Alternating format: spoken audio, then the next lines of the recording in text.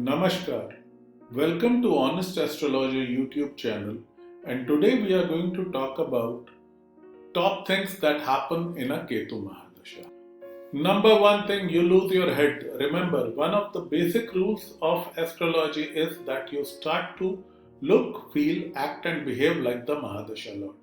Ketu, remember, is a headless planet. Ketu doesn't have a head.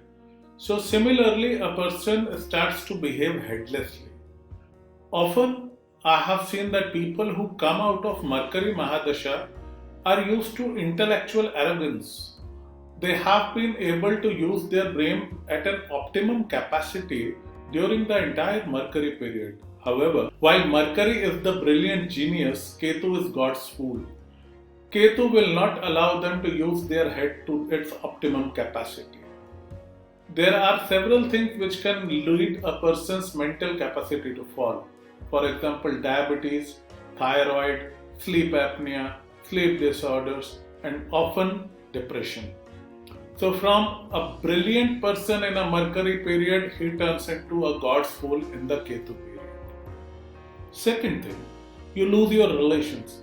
Remember, Chidrakaraka Ketu was born out of separation. When the head of Svarbhanu was separated from his torso, Rahu and Ketu were born.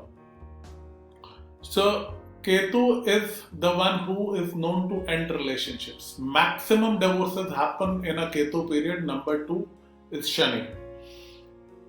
So, Ketu has a habit, he ends every relation that has become useless or toxic in this life. When it hurts really bad. But in the end, it almost always leads to something better and new. More important, when it happens, it hurts like hell, but then you need to realize that everything is temporary. Third thing, you lose your job.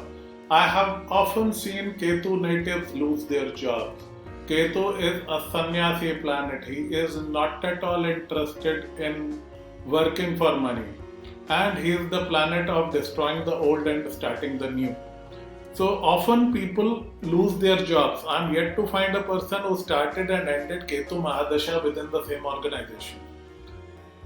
Even government employees get transferred from one posting to another.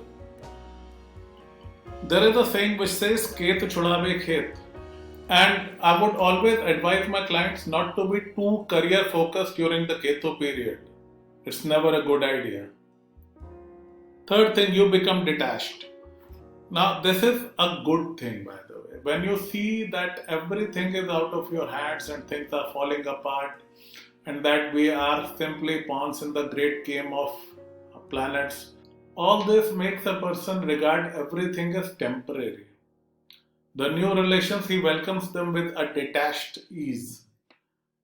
New things, he handles them with a disinterested manner, which goes on to serve him for a very long time. Another point, you lose your ego. Ketu is the planet of egolessness. Mercury has that arrogance, I can get anything done. Ketu is somebody who's like, I don't want anything, leave me alone. He doesn't want to get involved, he is not interested in bossing people around. His ego crumbles. Particularly during Ketu's Sun, I have seen people lose their arrogance and become humble. And this humbleness is really good for the person and the soul. Once ego is gone, once me, myself and I is gone, a person has no choice but to become devoted to God. Suddenly I have seen Ketu period people develop a very healthy interest in religion, meditation, spirituality, and it usually ends well. Now, last but not the least, Ketu is the planet of redemption. Mercury can give you golden chains, trappings of ego, good job, good car, good house. But Ketu is the planet of redemption and liberation. You might end up losing a job only to find something which is very soul satisfying. You might end up taking a divorce but finding a lot of peace and maybe a soulmate, but only when your Venus Dasha starts. So Ketu ends the old and starts the new. It is better to go with the flow. Like they say in the Zen proverb, let go or be dragged. That, ladies and gentlemen, is Ketu Mahadasha for you. God bless. This is G. Vijay Kumar signing off from honestastrologer.com.